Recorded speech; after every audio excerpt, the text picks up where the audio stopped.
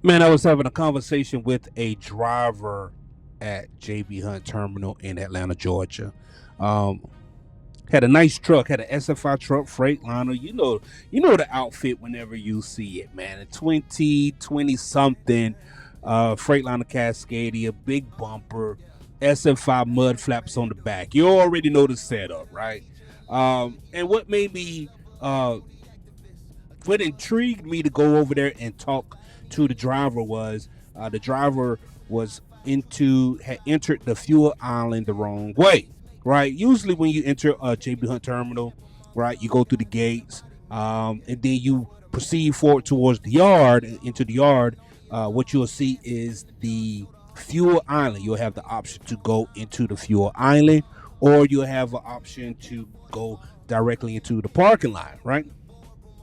Now, it's always once you enter the gate, right? But this driver had went through um, the backside of the fuel island. Okay, and I was like, you know what? Let me go see what this new driver is doing because obviously they haven't been here for a while. That was just an assumption. I didn't really know. You know what I'm saying? But I went over there to spark the conversation. Anyway, go over there, talk to him, say, so how you like the company? Right? Just like that. And she said, little sweet little thing, little sweet little thing. She said, you really want to know? I said, yeah, I really do. And she was like, I can't make any money. And I was like, well, damn, how long you been with the company? Just can't make any money, going into the fuel island the wrong way. And she proceeds to say 5 months. Oh man, she said 5 months. I was like, okay, well, I want to hear this. What you got going on? What's your story? And she said, well, my fleet manager, that sometimes she takes my loads away from me, and I can't make any money. I'm like, well, damn. Well, sometimes I said, what kind of loads they taking from you? Sometimes my fleet manager takes good loads from me. Your fleet manager taking good loads from you? Yeah, she taking good loads from me. Well, damn. I mean, are you late with them or something? I mean, what's the story with that? Are you behind schedule? I don't know. I think she's just picking on me. Or I know somebody else. He's another driver, and his fleet manager does the same thing. Oh man. Okay, well, how are you managing your loads? I mean, where do you go? What regions do you run? Well, I don't like going into Connecticut. Strike one. And I don't like going to Chicago, Illinois. Strike two. I try to stay within reasonable distance of home. So where's home? Georgia, Atlanta. Strike three. All right. Look, you done hit the trifecta of what not to do while at JB Hunt. Okay, you done hit the trifecta. One thing that you definitely don't want to do while you have an SFI truck is say you don't want to drive it. What's the point of even having an SFI truck if you're not going to drive it? The whole point of getting one of those trucks is to put as many miles on it as possible. I know they say that they advertise that you can only put so many miles on it per year. Sure. But in the meantime, in between time, go ahead, put as many miles on that truck as you can, okay? All right. If it's going to be 3,000 miles per week, let it be 3,000 miles per week. If it's going to be 4,000 miles per week, go ahead and run up the bag to 4,000 miles per week because, look, you're running a business at the end of the day, and that SFI truck payment that comes out every week, that is part of your business expense that comes off top. Okay, so you need to make sure that you get that covered, right? The only way her strategy would work is that she had a cheaper truck, a gas truck, maybe a truck from Lone Mountain or LRM, right? But she got an SFI truck, so she's gonna have to drive it. You're gonna have to go into places like Connecticut because, hey, going into Connecticut pays well. Going into the Northeast just pays well, just in general. I don't like running down I-70s. Yeah, I know I-70 is a raggedy mother sucker. Yeah, my truck might need an alignment. That sounds about right with I-70. I-70 will knock all of the Sonic coins out of your pocket. But you got what year is that truck? This is a 2024. Oh, well, let me tell you something. You got a newer truck. That means that it has a warranty on it. Take it to these places. Go get the truck fixed. Go get it worked on, man. It is under warranty. Okay? SFI has a great maintenance program. Utilize it. Okay? Utilize it. So let me go ahead and see what you got pre-planned. Do you have any pre-plans? Yeah, I do have pre-plans. Let me see your phone. So I go as I look at her damn cell phone. I look at the damn loads, and she got 2 pre-plans, which is cool. Which is cool. You want to start the week off strong. But she got 2 loads, and those loads don't even equal up to 500 miles. I said, I don't like this. I don't like this whatsoever. I don't like this at all. I don't like this at all. 2 days, not even 500 miles. No.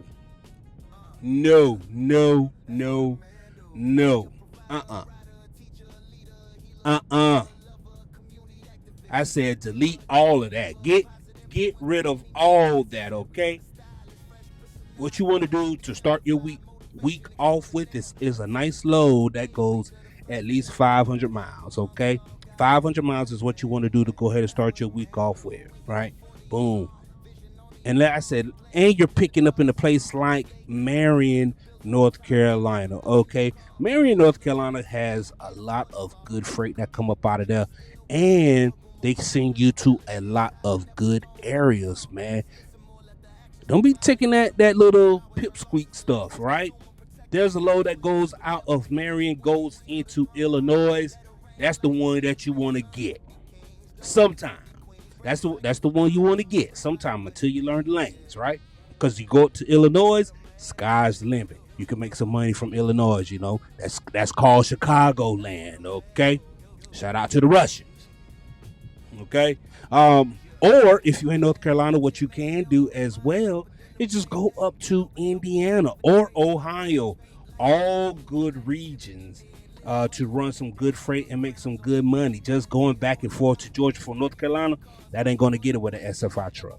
That ain't going to get it. You're right, you won't make any money not in the SFI truck. If you had a cheaper truck, you could definitely pull it off, but not SFI. Oh no, you're going to be mad at whoever that told you and convinced you to get that SFI truck, and you're going to be mad at JB Hunt, and you're going to be mad at everybody because you be like, man, JB Hunt ain't got no money over here. They done, and the driver done convinced me to get this brand new truck, and I can't make no money. Nope. Don't do it. Don't do it. You got to drive a SFI truck. You got to think like this. You want to put at least at the bare minimum 3,000 miles on it every week. That's just what it is, right? And that's not hard to do, because if you drive every day 500 miles, boom, that's 3,500 right there. Hell, if you were to do 600 miles, you know what I'm saying? Hey, you can do that, right? 42 right there. Hey, man, I'm just saying. If you could get it at 500 miles a day, you in the ball game. That's paid miles and deadhead miles, okay? You want to think like that. You need at least 500 miles a day, okay? That's what you want. Now, I said like this, you also want to shoot for a goal of $1,000 a day. That's what you want to shoot. For every day that you drive, you want to make sure that you can put at least $1,000 away, at least. But think like this right here, 500 miles a day.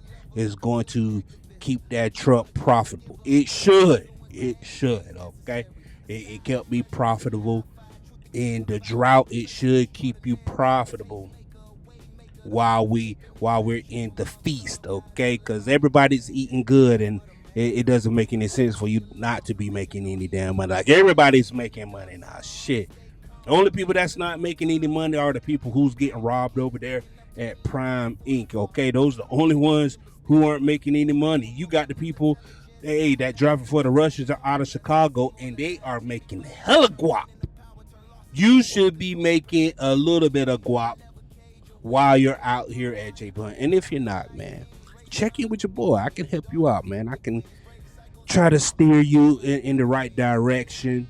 And if I can't help you, I'm going to send you to somebody who might have a little bit more game than me, right? Man, I just wanted to tell that little story right quick, man. Shoot, I got me a little load, man, to start the week off with. I might go ahead. But you know what the thing is with my load, it's a dropping hook, okay? I can drop it early, which I'm going to drop it a day early. Hell, I might drop it 2 days early, depending on how I feel. And then I'm going to pick up another load. Pick it up early, drop early, right? Not one of those short loads. You got to pick it up today, drop it tomorrow. No, man. No, hell no. Hell to the no. Only time you want to pick up a short load that picks up today and drop tomorrow is when it's the end of the week and you want to put a nice little cherry on top on your week. But to start your week off with, hell no. Hell to the no. No. Under no circumstances. Anyway. But yeah, that's my little story. Driver at JB Hunt, man, check in with your boy. Let's go ahead and keep you profitable. Let's keep you making money out there, man. One thing that I noticed too about new drivers when we recruit these new drivers in, and they could be just new to the industry or new to your company or new to just the culture of what you're doing and where you're at, right? They watch you do things, they hear you do things, but they don't really know the ins and outs of how you do it, right? Because I'm saying, shit, you need 500 miles a day. Shit, the person maybe ain't used to driving 500 miles a day. They probably ain't used to driving 3,000 miles, right? They're probably not used to driving from North Carolina up to Illinois, man. They probably don't want to go through Virginia, or not Virginia, West Virginia and Tennessee. They don't like those mountains. A lot of people, they try to avoid those mountains. Me, I'm like, shit. I love going through West Virginia. I stopped right there at the at that rest area on I-77. I stop there all the time. Walk up the hill, go up there to that building. What is that? The Tamarack, one of the best treasures in West Virginia. I'm telling you, I stop there all the time. One of my favorite stops. Shit. Hey, they got some of the best Popeyes chicken in the nation. That's right. They got some good Popeyes chicken. It's expensive though. They gonna charge you for that 2-piece and a biscuit. With the drink, they gonna tax you for the 20, but it's worth it. They gonna tax you a dub for the Popeyes chicken, right? They gonna tax you. You know what I'm saying? You get the 2-piece with the biscuit and the drink. I got the lemonade, $20. They gonna charge you $20, but it's worth it. It's worth it. It's worth it. Shit, like I said, I don't mind going through West Virginia. You know what I'm saying? Then I go up there to Ohio, right? I stop at that Pilot. What is that? 64. What's that? 64? Yeah. Go stop at Moe's, get a burrito there. You know, get a burrito bowl.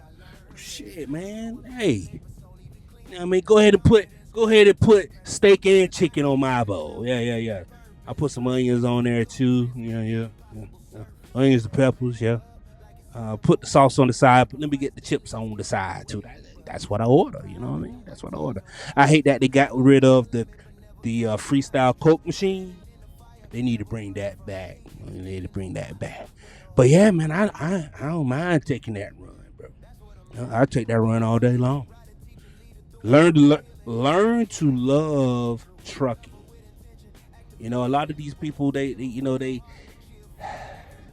want to get it to ease. They want it to come easy because it sounds easy when somebody else is saying it. It sounds real easy when a driver gets on YouTube. They've been doing it for a long time and they really enjoy what it is that they do. They have been doing what they've been doing for a while, man. And they just say all of these numbers that they're doing and all of these tricks of the trade. But shit, that ain't easy. We have to remember whenever we get out there on YouTube and we start talking on these social medias, this is actually a skill. This is actually a skill. A lot of people come into this industry every day. And every day, a lot of people leave this industry, right? It's just a revolving door because it's not easy. It's not easy, dog. Okay, it's taxing. It's taxing in so many different ways. It's taxing on just maneuvering the skills. It's taxing on how to deal with the people outside and road rage. You got to deal with that. It's taxing dealing with the customers, the shippers, and the receiver. It is taxing dealing with your fleet manager. It's taxing. It's taxing on your spirit. It's taxing on your mental. That is a skill to deal with that. It is a skill. Hell, it's a skill to get up out this damn truck early in the morning or late afternoon and the fresh smell of urine hits your nostrils. My Lord. But you gotta go through it anyway. You got to deal with it anyway. That is a skill. That is a skill that is underrepresented. It is under exposed, if you will. It's not spoken about enough. You know, we always talk about the glamour of trucking and glamour of these companies. We do that all the time. We talk about the glamour of these companies. Man, you can make all kind of money at this. You can make money anywhere. Once you figure out trucking and figure out that company, you can make money all over the place because there is a game within the game. Just like whenever you over here at JB Hunt, there is a game within inside the game. Okay? Just like it's over there with the Russians. Just like it's over there at Prime Inc. There is a game within the game. Swift, same thing. Hellwig, same thing. And that's a skill all on its own. How to deal with people, because one thing about trucking, yes, it is a blue collar job, but you do have to have some people skills. You do have to have people skills. You know, being able to jump outside of your truck, man, and go deal with customers. That's called customer service. That's a skill. And then jump back into your big rig and maneuver in and out of traffic, hand-eye coordination. You have to be good with math, somewhat good with math. If not, you're gonna damn mess it up. Total miles, right? Divided by your deductions. Okay? Come on now.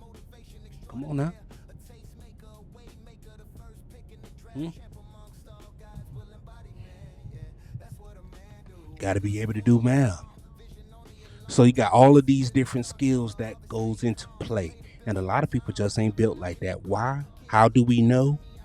because trucking is a revolving door. These companies is a revolving door. What comes easy to some of these veterans, that shit is hard as a rock to somebody else, man. And we take it for granted. We take it for granted. I know I do. I keep saying, man, if you're tired of, this company, if you're tired of that training wheels company, you need to come on over here and take the next step. Shit, I need to think about that. Like, you know what? They might be need a dispatcher.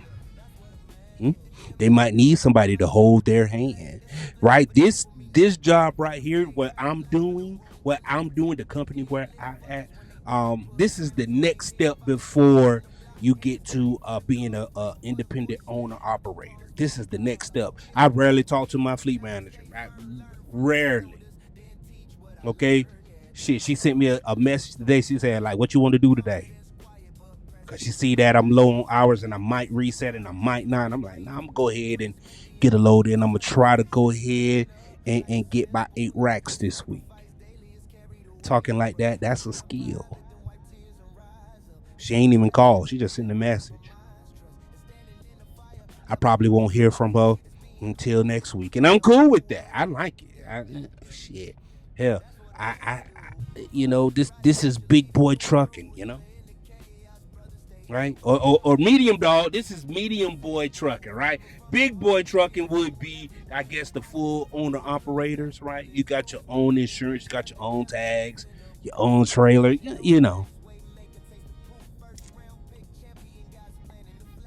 Shit. Every level of trucking requires a different level of skill. Hmm? Some truck drivers never really graduate from level 1. They stay right there and they comfortable right there, and that's good. We need people right there at level 1. We need them right there. And there's a cap at level 1 too, and they get up to the cap of level 1 and they max out right there. Maybe they become a trainer. You're right there at level 1, company driver. They get dispatched from a dispatcher. They have a great relationship with their dispatcher. They need their dispatcher to talk to them every day, right? But then you have level 2, right? The independent contractor, right? That's level 2. And then you have the independent contractor who book their own loads. That's a skill within itself. And then you have the full-blown owner-operator. All different levels of skill, man. All different levels of skill. And sometimes we get up here on this good internet, man. We get on Beyonce's internet and we just start talking crazy. Hell, if I could do it, you could do it too. Not necessarily true. Not necessarily true. Not necessarily true. Just because it comes easy to you don't mean that it's going to come easy to the next person. It took a while for you to get there. It took a while for you to get there.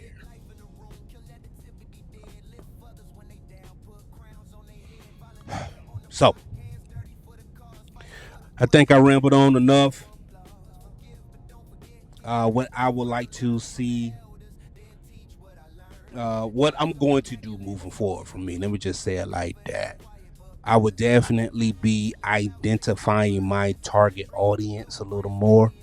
Because, like I said, I would like to get the drivers who desire to move up. They've already maxed out being a company driver. They've maxed out being a glorified company driver, right? Right? They've maxed out that, and they want to experience and how it feels to book their own loads. You got to have good organizational skills. Hell, I just might go in old Chat GPT All right, I just might go in Chat GPT and have a questionnaire, a checklist to see if a person actually qualifies to be on this level right here. I just might do that. I think I will do that on the next video. You know, come up with a checklist like, hey, you got to meet these criteria. Do you have this right here under your belt? And if you don't, you're going to have to work on developing that. Yep, I think that's an idea for the next video. Hey, man, it's a great day in trucking. It's a great day in trucking. We're having a great day at JB Hunt, man. Hey, use my driver code AHAR33, man. Hey, check in, man. If you want to start booking your own loads, but you're not quite ready to be a full owner operator, this is the next step, and I can help you with that. Until next time, we out.